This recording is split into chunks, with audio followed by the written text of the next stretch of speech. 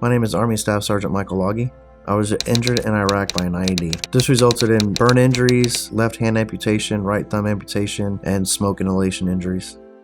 Every male in my family for generations has served. It just felt like it's something that I should do, so I decided to join the Army. I had such a blast seeing different parts of the world that I was like, this is what I want to do. This is my wife, April.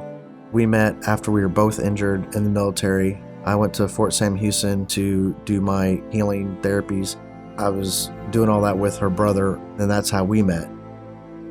From the very first time that I met him, he reminded me that laughter is the greatest medicine for getting over anything, and seemed to not let his injuries hold him down. I have no memory of my incident from a couple days prior to waking up from a coma in the hospital at Fort Sam Houston. What I have heard from the other guys when I was asking was we were in Baghdad doing a night raid. I volunteered to go on a mission so somebody else didn't have to, and it was my vehicle who hit the IED. It flipped upside down. I fell out of the vehicle. Everybody else was wearing their seatbelts, so the force used their seatbelts and cut them in half.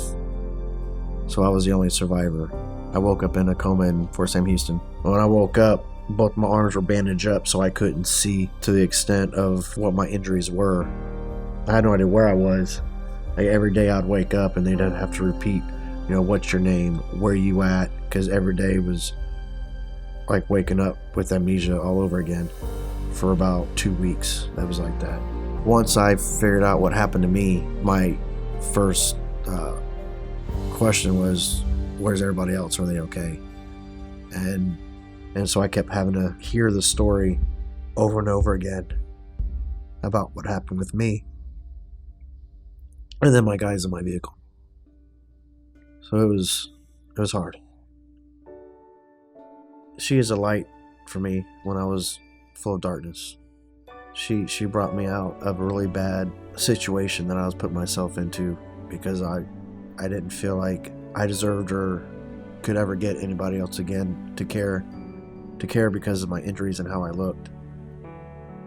When I met her and we started to get to know each other, the more we talked, we realized that we were a lot alike, going through the same situations. Trying to figure out what was going to happen now that we both are hurt, and we just kind of connected on, let's just take this and figure out what the next step is.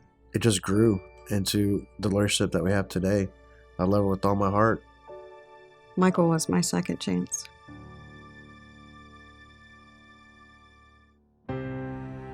Homes for Our Troops is an organization that brings hope. They want to build a fully adapted house for a veteran based on their injuries. Right now, the challenges in the current home have been, it's really hard for somebody without a thumb to open a doorknob. Some of the cabinets in the kitchen are pretty high, with only 4 fingers trying to reach up and grab a glass and putting it down without dropping it and breaking it is pretty difficult.